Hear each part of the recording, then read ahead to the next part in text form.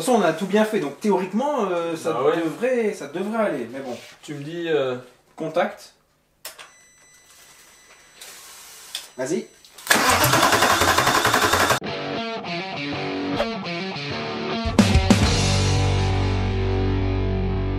Salut à tous, petite vidéo un petit peu à l'arrache.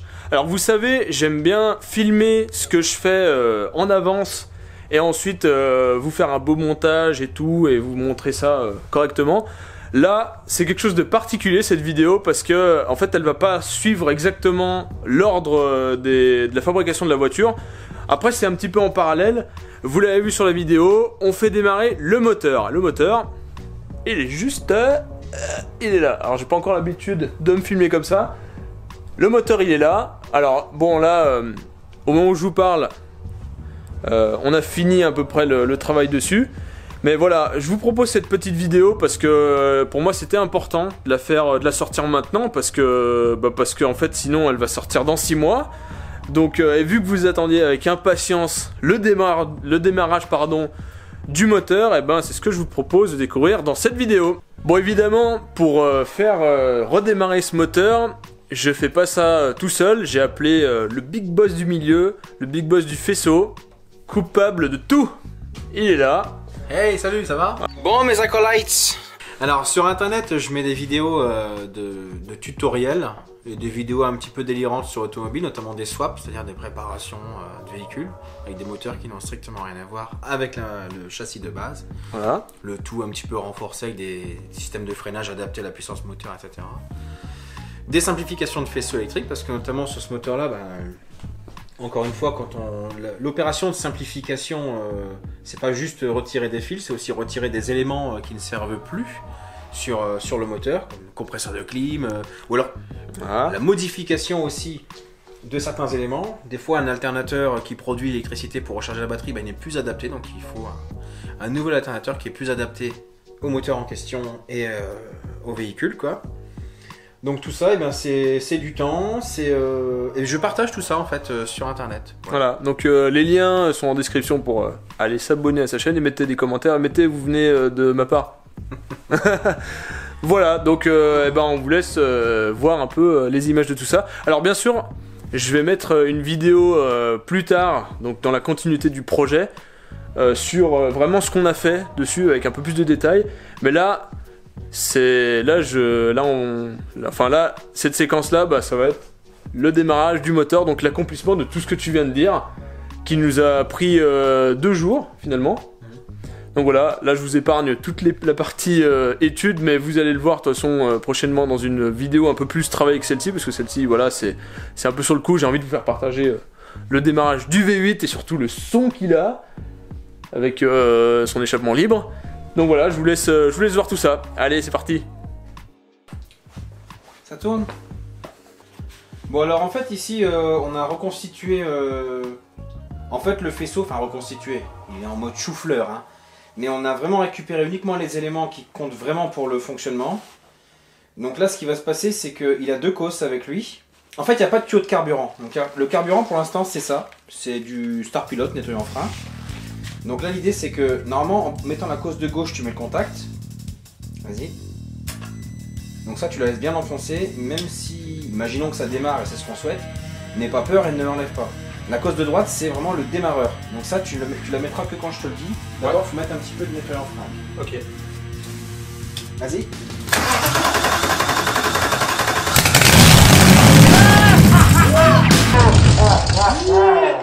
Par contre, il tient pas, c'est normal. Là c'est à moi de continuer à mettre du ouais. produit. Mais vu que ça va sur l'échappement, faudra pas que ça prenne feu cette histoire. Donc là il faut protéger avec quelque chose. Oh putain! Là ça sent l'essence les gens. C'est quelque chose, hein. Ça fait quand même un peu, peut-être 2 ans qu'il a pas démarré ce moteur. Et là juste de le entendre là, avec un son proche de ce qu'il va y avoir sur la voiture, sur la GT40. Là on va mettre le circuit de carburant histoire de Ça sera beaucoup plus faire accélérer. Vas-y, il va continuer à tourner avec ça. Hein. Ça alimente suffisamment pour que ça tourne. Ouais, on va peut-être mettre la pompe, non? Ou tu veux essayer? Non, on continue comme ça, on le fait tourner quelques secondes et puis on voit ce que ça dit. Je laisse la caméra parce que... Ouais, c'est bon, faut pas que ça un peu de tout. Hein. Non, un petit peu, juste 5-6 secondes quoi, histoire que ça tourne quoi. Allez.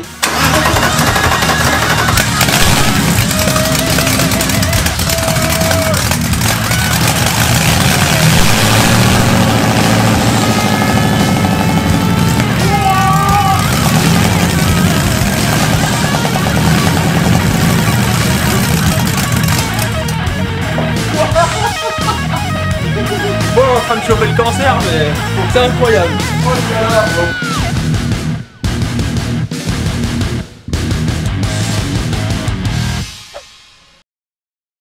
Bon bah voilà, le moteur a démarré. Franchement, une super. Je suis super content qu'il soit démarré. Et là, alors coupable, il est parti là en ce moment-là.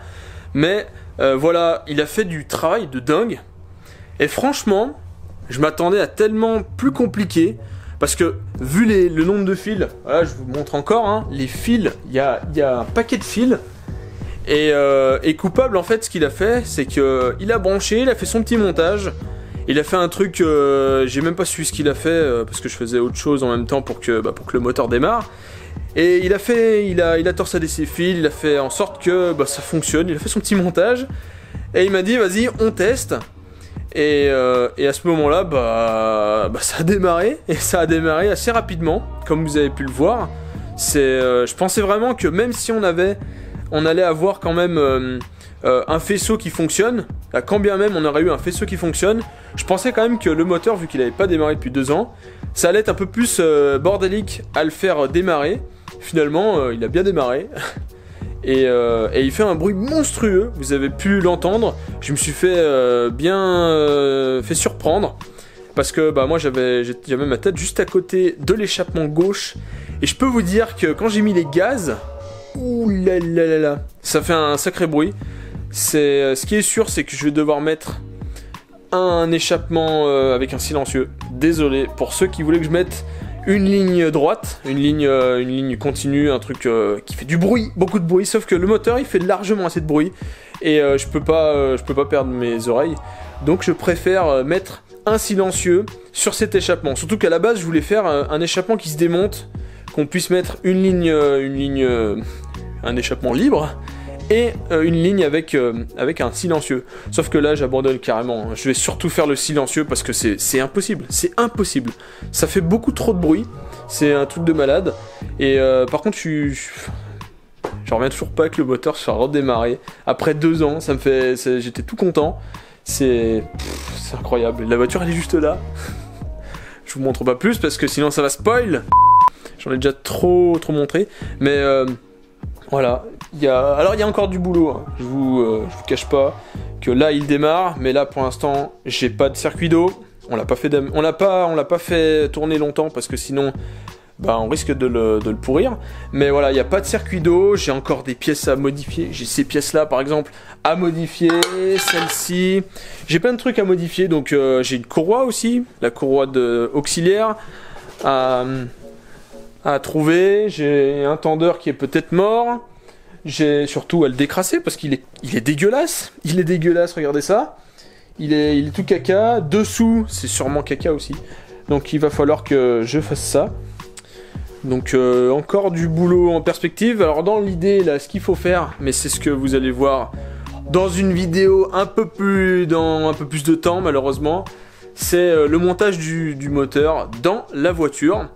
Et le but c'est que, alors je vais faire ça avant de le remettre d'aplomb. Je vais le mettre comme il est là, en mode dégueulasse. Mais ça c'est pour une bonne raison, c'est que je vais faire tout ce qui est pot d'échappement. Je vais faire les soudures pot d'échappement, je vais faire une ligne sur mesure en inox. Et cette ligne, vu que je vais souder à côté, autant que le moteur soit dégueulasse comme ça, il reste dégueulasse. S'il est plus dégueulasse, c'est pas trop grave. C'est moins grave que de faire de la soudure à côté de quelque chose qui est tout neuf, qui est tout nickel. Donc voilà, je préfère le monter à l'arrache sur la voiture et faire mes soudures à côté, faire mon bricolage, en gros, je m'en fous un peu du moteur, de l'état du moteur, donc j'ai pas trop de risque à le pourrir que s'il serait tout neuf. Donc voilà, c'est le plan et c'est ce que vous verrez dans un petit moment, voilà. En tout cas, si vous voulez plus d'infos, Alors là c'est exceptionnel ce que je vous fais comme vidéo, c'est vraiment pour vous montrer le moteur et ma réaction directe là, parce que voilà.